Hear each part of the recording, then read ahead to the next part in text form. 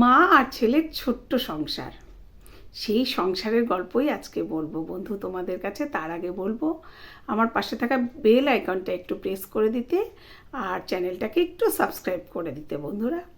তো যাই হোক, মা আর ছেলের ছোট্ট একটা সংসার। ভদ্রমহিলার স্বামী বেশ কয়েক বছর আগে মারা গেছে। ছোট্ট একটা বাচ্চা নিয়ে সে থাকে। অনেক কষ্ট করে, অনেক দুঃখ করে, অনেক যুদ্ধ করে সে ছেলেটাকে মানুষ করছে।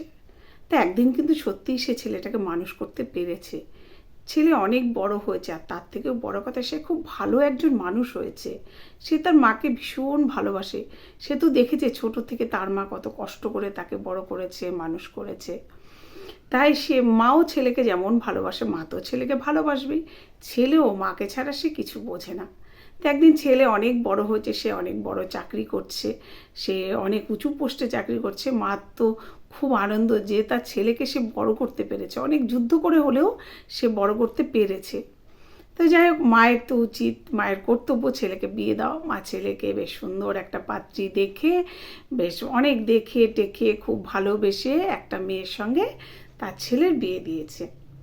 তা মায়ের তো খুব আশা তার ছেলে খুব ভালো থাকবে, খুব আনন্দে থাকবে তার স্ত্রীর সঙ্গে। কিন্তু যাই হোক, মা দেখলো যে প্রথম প্রথম তারা খুব ভালোই ছিল, কিন্তু মা দেখলো হঠাৎ আস্তে আস্তে ছেলের সঙ্গে বৌমার মাঝে মাঝে খুঁটিনাটি নিয়ে ঝগড়া।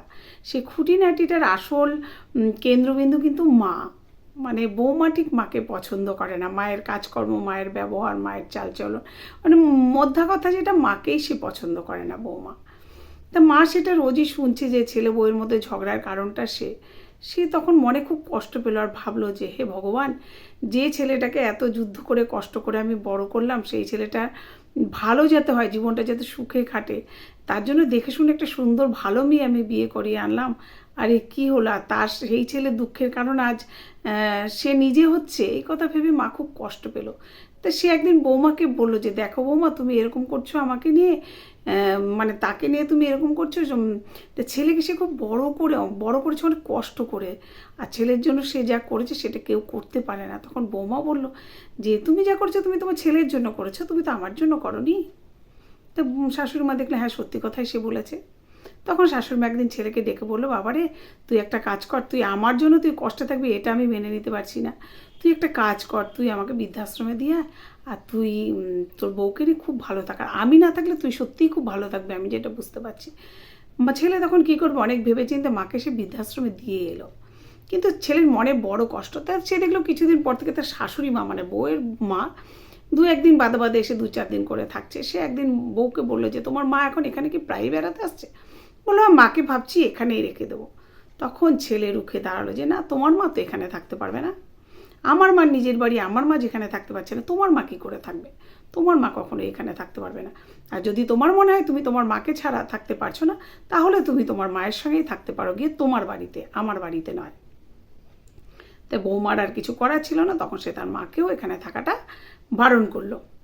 তা যাই হোক, কী করবে, ছেলে ওটাই মেনে নিল, মাকে বৃদ্ধাশ্রমে রেখে তারা ওইভাবেই থাকতে লাগলো। তবে হ্যাঁ, ছেলে কিন্তু সত্যি মায়ের সঙ্গে প্রায় গিয়ে দেখা করতো, তার জন্য ছেলের কিন্তু মায়ের প্রতি ভালোবাসা কোনো মতে কোথাও থেকে একটু কমেনি। তো এইভাবেই তারপরে তারা সংসার করতে লাগলো। তবে হ্যাঁ, এইভাবে যদি অনেক ছেলের বাড়িতেই আছে নিজের মাকে রাখতে পারে না, কিন্তু শাশুড়ি মাকে অনেক ভালো যত্নে রাখে। আমার মনে হয় এই জায়গাটাতে ছেলেদের একটু একটু বোধহয় শক্ত হওয়া উচিত, যেখানে নিজের মা স্থান পায় না সেখানে অন্যের মাও কখনোই স্থান পাবে না, এটাই ভাবা উচিত তাদেরও।